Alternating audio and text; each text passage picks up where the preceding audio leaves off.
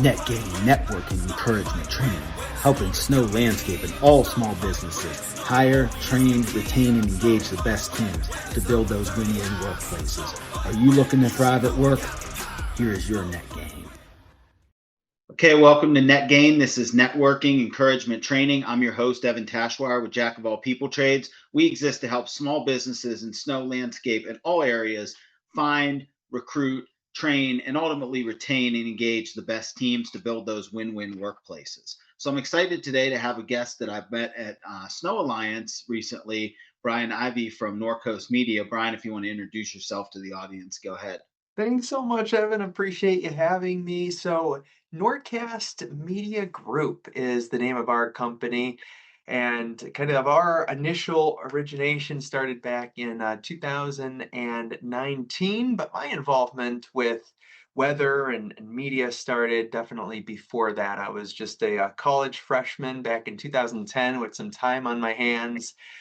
Started to look at a lot of different information with weather, and one day was searching for just some long range weather information for Northeast Ohio, which is where I'm from, and came across a group of just kind of an amateur weather enthusiast that had a Facebook page and a website called NeoWeather, and standing for Northeast Ohio Weather. And what was really cool from that is I just felt like, oh my gosh, I need to be a part of this. And I'm a pretty shy person, fairly introverted. I don't like to necessarily inherently reach out, but I just felt like this calling, like I have to get in touch with these folks. I want to be a part of this page. And did that, made friends with the couple of people that were a part of it at the time. And we started to post like daily forecast videos, long range type information. We started to do storm coverage and even live streaming video, like what you would see from like a Ryan Hall or a Max Velocity or your local TV station way back as young adults, older kids, if you will, just about at that point. So it was really cool to kind of create this community, and we built a following of thousands and thousands of people locally. And eventually, local businesses started to take notice and are like, hey, we really like your forecast. You're very good. You're informative. You're transparent.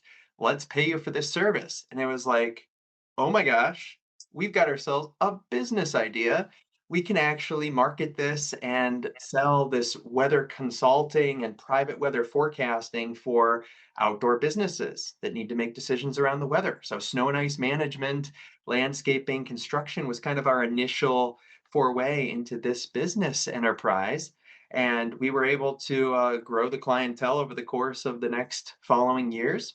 In 2019, just searching around on Facebook, I discovered this page, Nor'easter Nick and Nick Pittman, and started to watch a couple video content pieces from him about kind of his day in the life, where he has a home studio and does local weather forecasts for New Jersey. And I'm like, oh my gosh, I want to be Nick when I grow up. This looks amazing. I would love to be able to provide some sort of customized weather information from a home studio and be able to help people make decisions around the weather at that level of scale as well. So fast forward a couple years in the consulting business at NeoWeather, and things weren't going great with one of my business partners at the time, and we just kind of reached a little bit of a standstill, wanted to go in a different direction, look to either sell the business or come up with a new partnership. So reached out to Nick because I admired him and what he built on his page, and we were able to make an agreement. And Norcast Media Group welcomed the new edition of Norcast Consulting, formerly NeoWeather, to the team in 2022. So it's been a few years of being able to build, but Norcast Media Group as a whole, we have a video production company where we work with folks with podcasts and different internal recordings for informational training purposes, for building commercials, for doing spots on social media, any type of advertising help. We have a marketing division where we do social media management, website building, Google Ads, etc. We have our main weather branch that we provide detailed weather forecasts for southeastern or southern New Jersey and also the Mid-Atlantic area. We've been able to reach over a quarter billion people last year, and we're on top of probably reaching over a half a billion people so far for this year. So it's super impressive what we're able to grow from a public side of things. We sell advertising sponsorships and able to monetize that.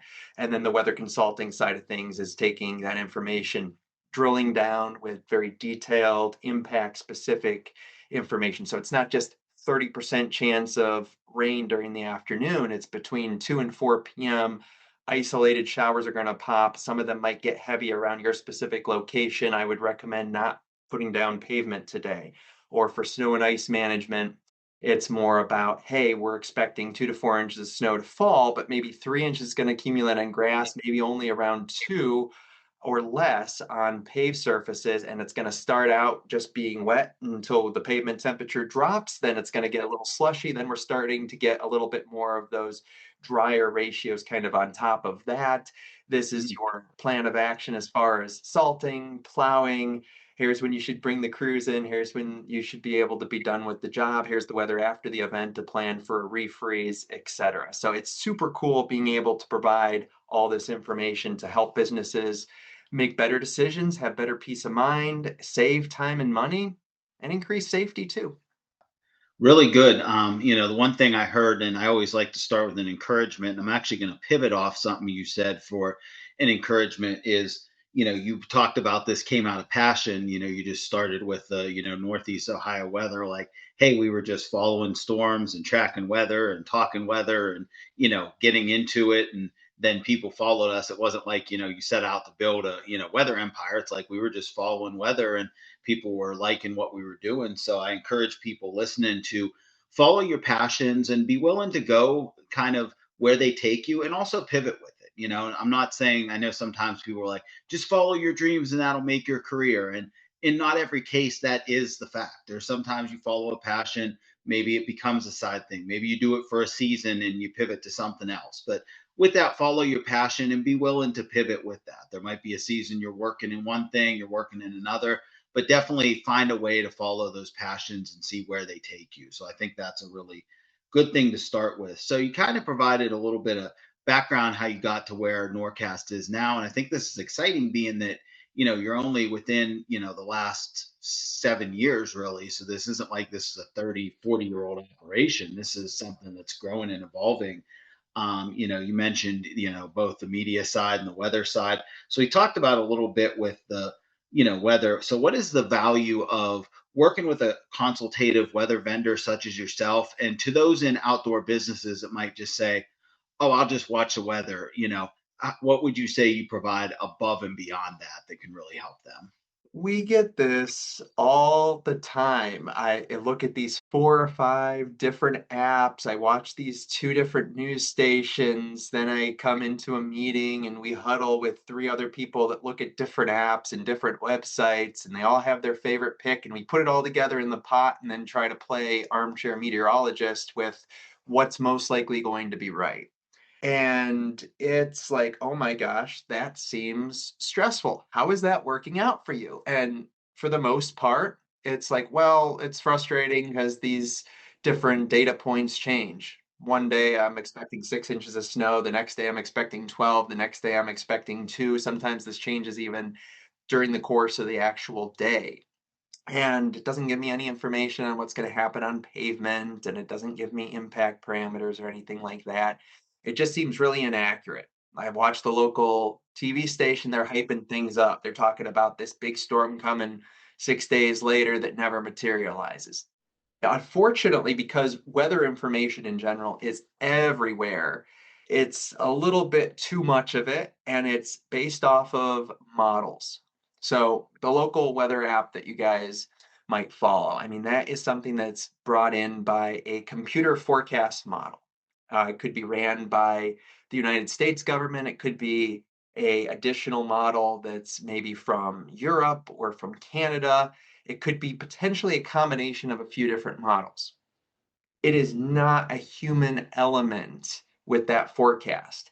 This model stuff here, it changes all the time. It has really bad inputs sometimes. It has good inputs sometimes. how are you supposed to know necessarily what's going to be right and what's wrong and where this data is even necessarily coming from? So I know a lot of folks think they're essentially trying to do the job as a meteorologist, just essentially puts these into a pot and that's the forecast and they average it out. Each of these models have specific biases in specific scenarios. And we're looking at dozens of different ones, and we're able to look into things.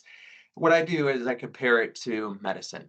So if you're a doctor, you're not just doing a regular check of somebody and you're like, okay, you're great. You're doing blood work, you're doing different scans, maybe a CAT scan, maybe an MRI, maybe an x ray, different use cases for different scenarios to put all the pieces together, the family history, the different blood diagnostics, the different scans, to be able to have a much clearer picture of what's wrong and what's going to happen as a prognosis and an outlook and a treatment plan because of it.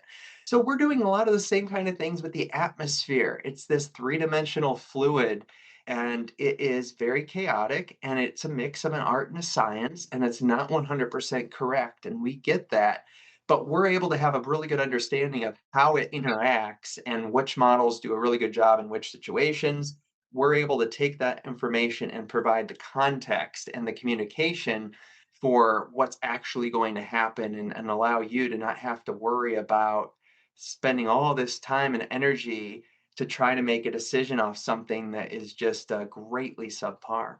Yeah, I really like that. Really well spoken to. I think the two things I got out of it, because as a trainer with net gain, I always like to try to boil down, what we talk about to takeaways so that the audience can really take something away that they can apply. So I think a takeaway with, if you're an outdoor business with weather is understand what the models you're getting or what the forecasts you're getting are based on. So if you're understanding that these are based on models that may or may not have the best input, you have some that, like you said, the news, which is, while reporting fact also is trying to get people to tune in, so has the bias of like, if we can rev this up and make it seem like it's a little worse, or the big storm, or what could potential, especially you think about the headlines of like, whether it's six, what, potential crazy storm coming, you know what I mean? They don't tell you the details because they want that clip, the way it's edited, they want you to tune in. That's their point. Not saying it's good or bad, I'm not trying to bash the media, but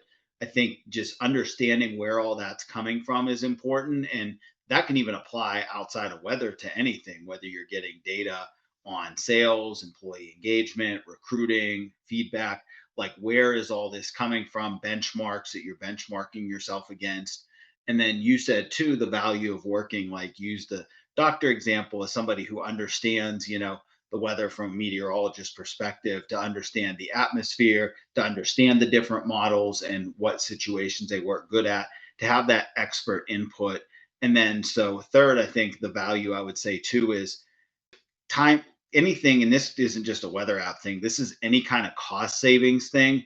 It can always seem like I'll just do it myself instead of pay for it, which on paper, as you say, it sounds good. But like you said, if you have every person who's supposed to also be running around, I'll use snow as an example because that's a good bit of my audience, they're supposed to be running around, getting teams availability, seeing who's available, putting a schedule together for the storm, checking on the machines, calling the customers to give them an update.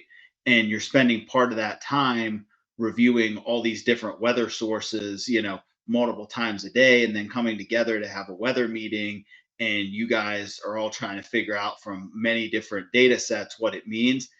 Did you really save money versus going with, a curated forecast, from someone like yourself, that also you have that expert consultation with you, because then you can also say, hey, I, in addition to this, like this didn't hit here, or you said this was going to start at 2, it came at 12. Can you look into why the modeling was off? So kind of anything you'd say to that?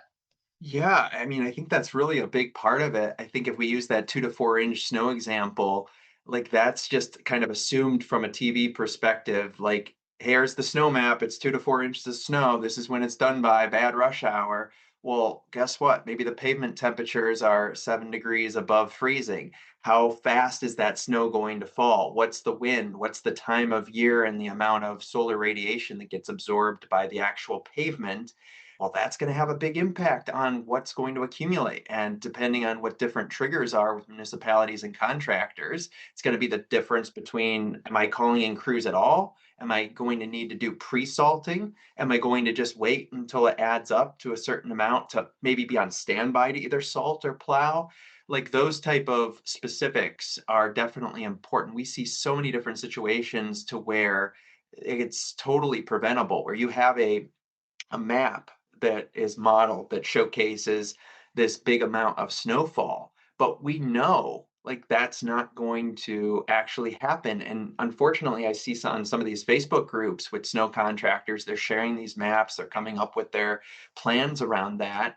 And it's like, oh my gosh, guys, we can help. We're able to tell you that this is going to be actually a pretty high risk of maybe a rain snow mix or snow so wet for these first 3 hours or so that you don't have to worry about it at all. And we're going to talk about that time range when it's going to start to actually stick and accumulate and add up. So even if you're a zero tolerance property, if you don't have to have people on site way before a storm, then you don't have to worry about it.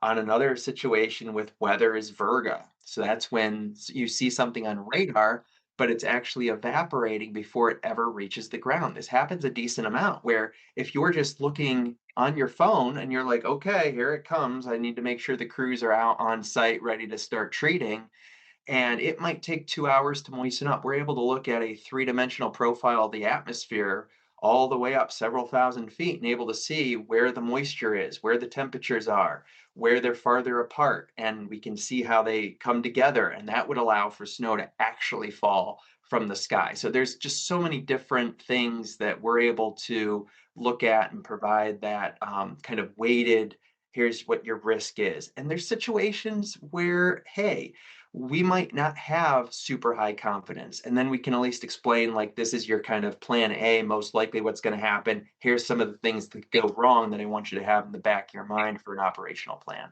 Yeah, I think that's really good. Two things I took away is one, if you're in any kind of outdoor business, ask your weather vendor about that, 3D atmospheric model, because that's something I learned today is, I didn't know something like that existed. And that makes sense though, because yeah, if it's seeing on radar, I mean, I always would err on the side of caution, and we did have weather services, but even still, if I'm seeing something, I'm already erring on the side of caution of if I see anything, it's at least talking about making a plan. But then if you go that level deeper and can see, what of it'll fall or how much of it'll fall. But I think the bigger takeaway, and one thing I say a lot on here, I'm a big employee engagement fan. So I'm a huge fan of Gallup's Q12 and different engagement surveys. But one of the biggest things that they measure is as a basis for employee engagement, do I have the materials and equipment, and I include in that information needed to do the job? And that's actually been shown by their research. Not having that is the number one disengagement factor for employees. So I would say in this case, that weather, not just the weather forecast from the app or the model or the TV station, but that detailed weather that you talked about, that what's actually going to fall, what's going to be the mix, what is the current pavement temperature, what's the expected pavement temperature in 12 hours. All those details are in the case of a snow vendor or even a landscape and paving vendor who needs to know if they're going to lay concrete that day. Even something like, a golf or a baseball event outdoors that affects the soil for safety, is it going to be safe based on, the days before? Like, okay, if it's been dry days and it's a couple hours of rain, maybe you get by it okay.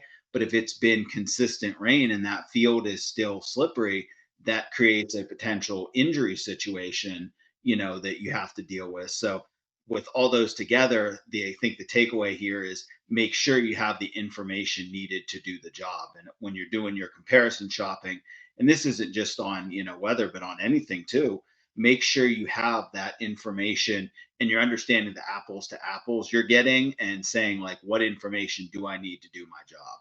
That's super important. I think that's something that really does go above and beyond any specific industry or vendor. a well-informed person that feels supported, that has resources and materials from their management, that knows that they have essentially the trust by management to be able to contribute in any kind of actionable planning and offer their opinions and insights into that, because they're the boots on the ground. There's the ones that are actually experiencing the day to day. I think that's really important. Yeah, and I think an important thing, I was just having this conversation with someone else earlier today, is when it comes to things like software, vendors or whatever. I said, you've got to know what your process is and works for you and your goals are, and build your process. Not that you can't let software or other things inform that, but you don't want to just say, oh, should we use, if your first question, should we use this software, this vendor, or this software, this vendor, or this one, you're already probably falling a little bit short, because you're not saying, what is our process? So I'll say, for example, with snow, as a good example is, okay, we know what our triggers are. You know what I mean? We're half-inch trigger for salting, we're 2-inch trigger for plowing. We know that, we have a clause in there. How do we handle mixed precipitation? Do we have a different clause in for that? And if so, what is that? Then based on that, are we doing things like, guaranteed timeout? I know a lot of companies do like 4-hour guarantee if you go out for salting or plowing, because again, you're calling on people that are part-time seasonal.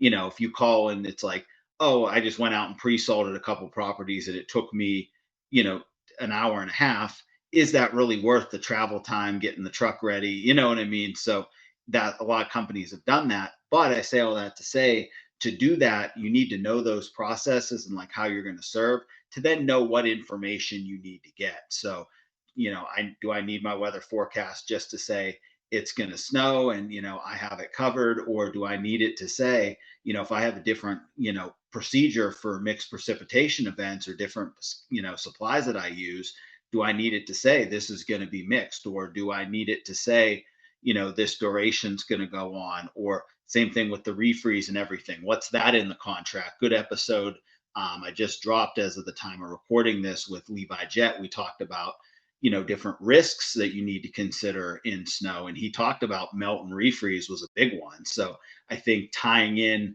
I would almost say, if people are watching, another takeaway is kind of watch, if you're thinking about weather service, like a Norcast, watch this episode or listen to this episode that you're listening with that one with Levi, because it can really help you put both together and think about your risks and think about your processes. So kind of with that, how have you seen clients do that who've done it well? People that have been not only good clients to you, but have been good operationally. How have they prepared and come to the table well and engaged with you well?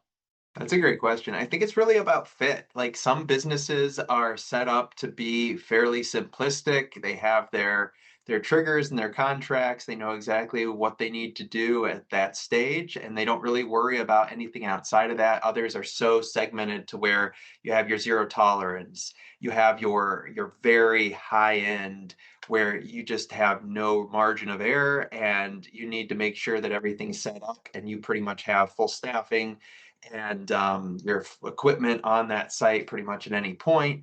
And it doesn't really matter maybe the extra hour or 2 hours of precipitation timing or exact amounts. Like, you're there to staff that and serve that. But then you have the others where it's very dependent.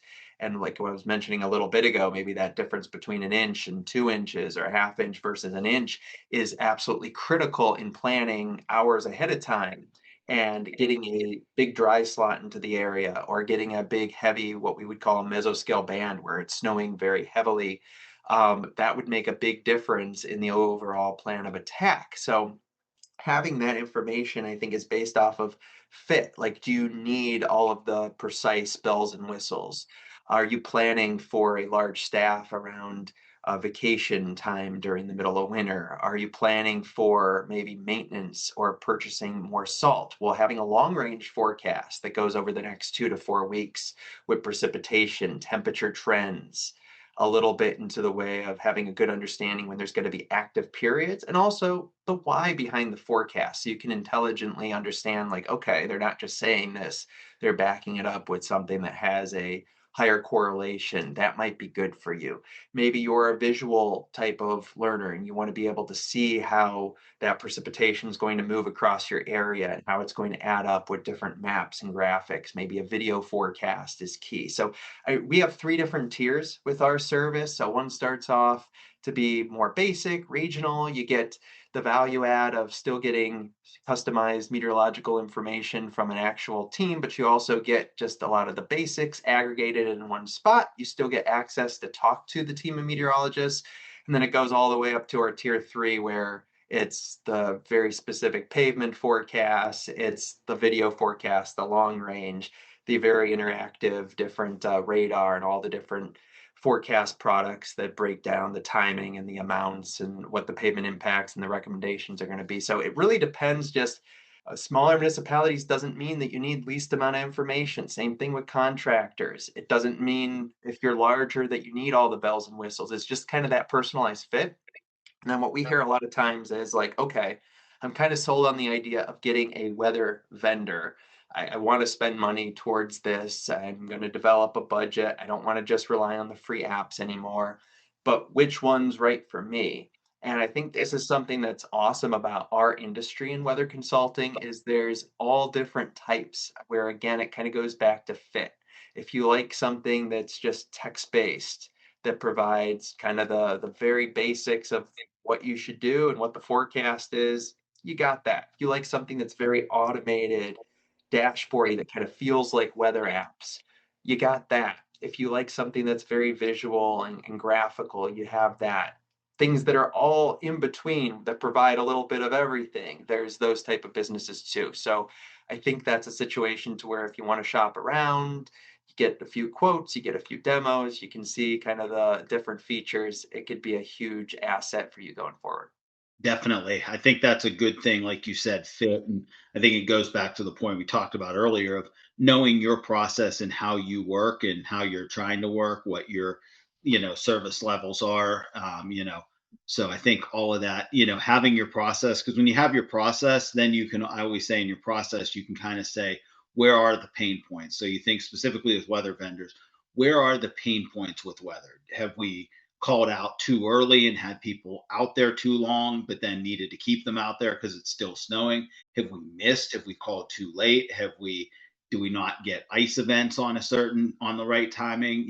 Has ice formed before we got there because, it didn't hit a trigger, but it was mixed and maybe we should have had that in our contract. So I think identifying your pain points when it came to how you responded to the weather is really a good thing to think about from the weather side. So pivoting on the discussion, Norcast, I think another interesting thing about, Norcast Media Group is not just the weather side, but also the media side. So kind of talk about that. How does that fit? Because those are two different things that fit under the same umbrella, but, kind of how do those all fit together and what does the media side look like?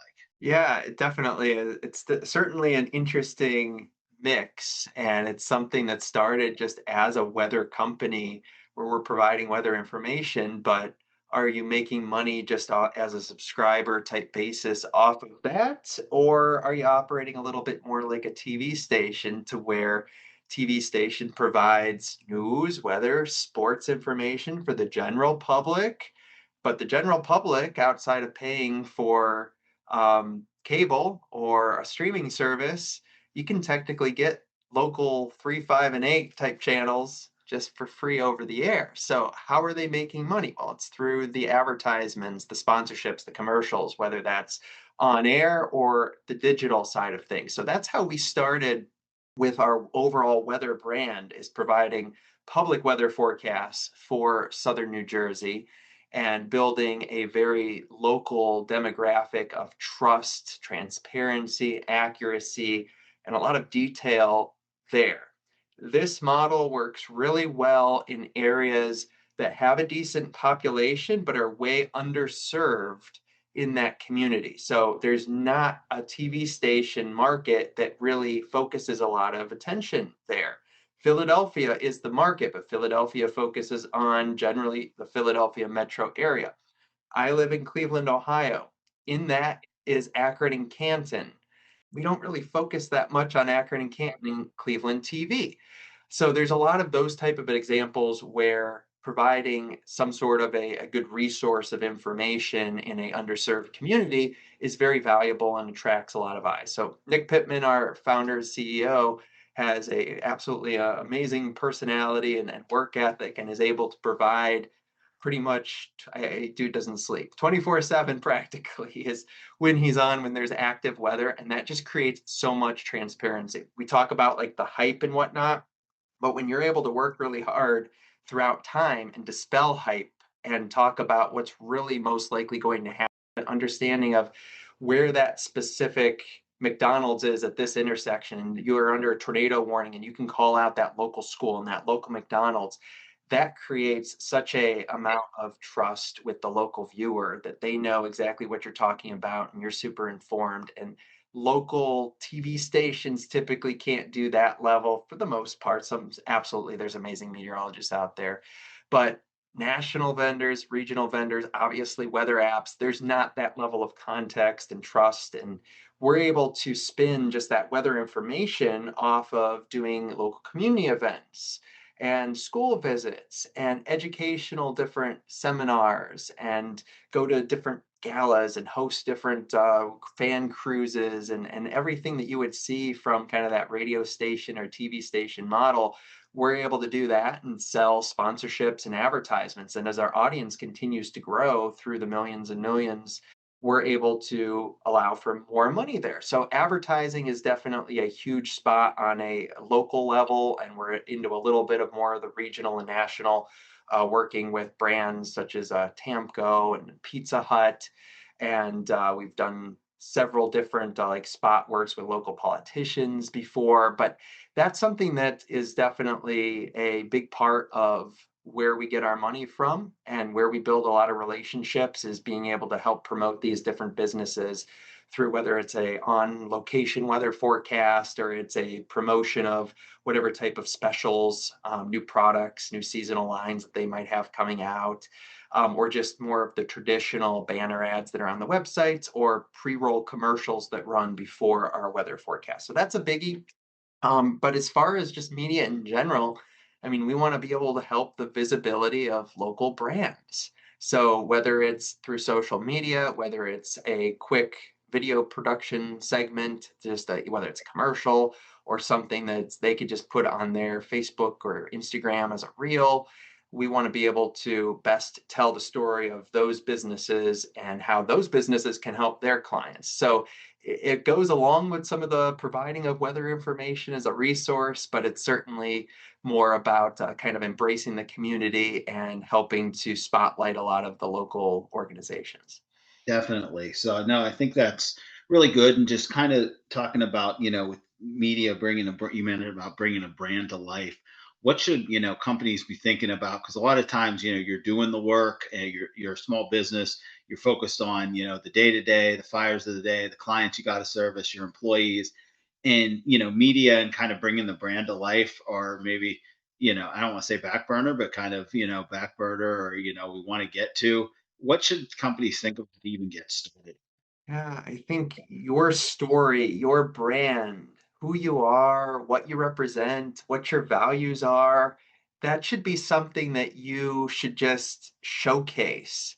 And you can do it in so many different ways. In this day and age with AI and a lot of the different automation and whatnot, there's even more of a reason to have your personality as far as whatever your brand is. That doesn't mean that there has to be a main face of the business.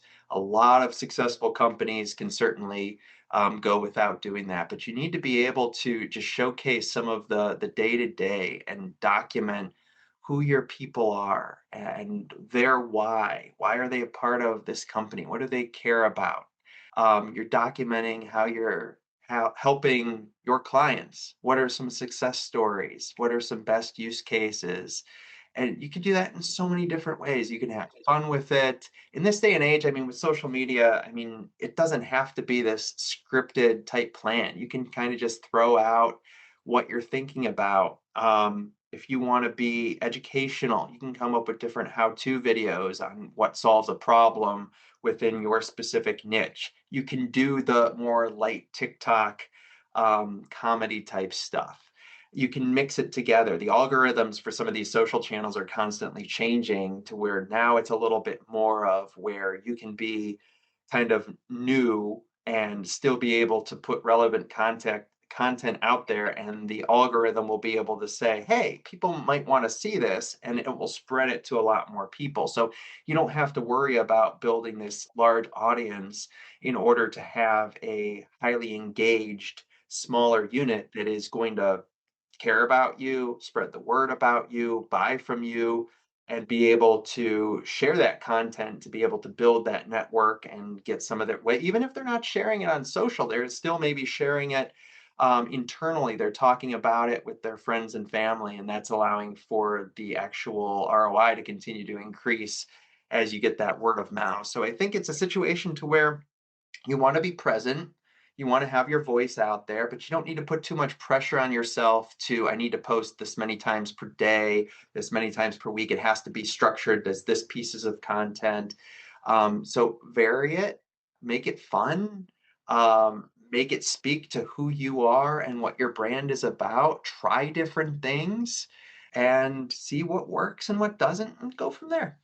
Absolutely. I think that's great suggestion. Really, the takeaway I took from that is a starting point is like, what's your story, your brand, your values, and really putting that out there. And what's your why for existing as a company, which I always say mine is when I open and close, Jack of all people trades is about building those win-win workplaces, helping small businesses recruit, train, engage, and retain the best people to build a win-win workplace, which is where company goals are exceeded and employees are working in their strengths and they're engaged and they're loving coming to work. So I think everybody can win, and that's really what I try to put out there. But any kind of final words for the audience? It's been a really good conversation. I appreciate it.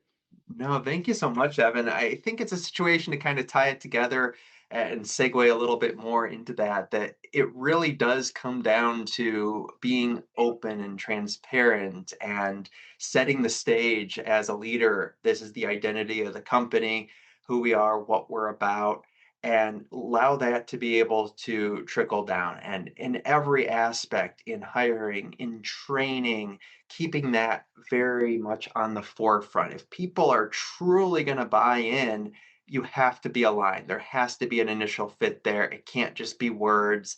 It has to be that you are part of this company because you truly identify with a goal that's bigger than yourself, and it's a great fit. And you will be able to bring people in that maybe aren't just looking for the money and the benefits and that type of thing, because they see that they can really advance and they're cared for, and that there is a lot of opportunity to be nurtured from not only a professional side of things but personally too. If you truly take an interest in your team and you guys are all on the same page, I mean, it's just absolutely amazing what can happen. When we were first starting out and didn't really have much money available at all, I mean, unfortunately we couldn't pay our weather forecasters anywhere what they deserved, but they were so happy to have the opportunity to be part of a startup weather company and kind of put their little bit of legacy on that brand, because that what spoke to them, that they were making a difference. Where if they were just an intern at a major corporation making triple the amount of money,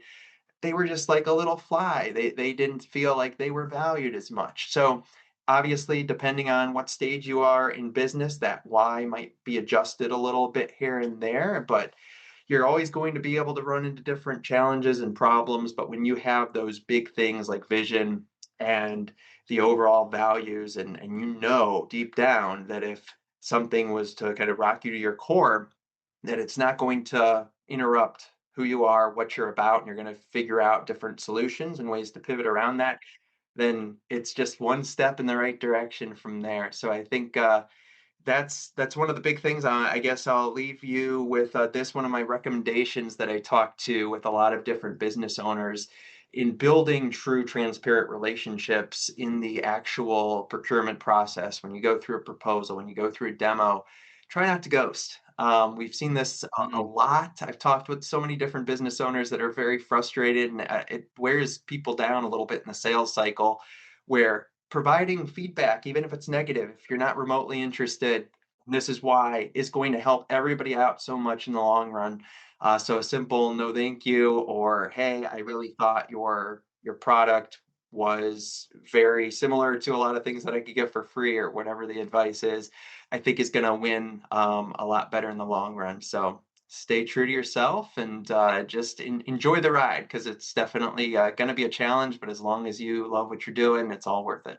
Yeah, I love that follow-up advice, try not to ghost and make sure you follow up, and credit to you because you were somebody that, talked to at a trade show and share ideas, and it's like, yeah, we should do this, and it's like doesn't actually happen. But you reached out, you filled out the form. Hey, I want to be on here. Hey, have I filled this out?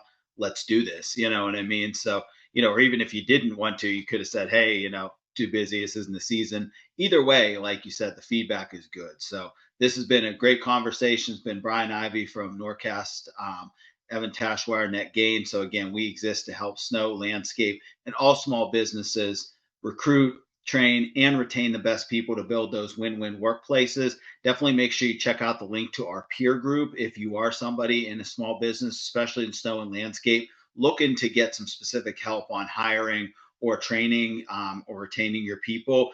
We're going to be doing a peer group, of experts where we really dive into that. But for now, this has been Net Gain. We're out. Weather, but you ain't gonna slip and fall with that. Why? Cause we snow fighters, we assaulting that. Get it, salting that. King need the salting round. Clown brokers, end of the road. This a cul-de-sac. Blackout with white glove service. That's the coldest facts. Sparks flying from the start. It's a Goldberg match. Wild with the snow plows running. We be on a mission. How we put the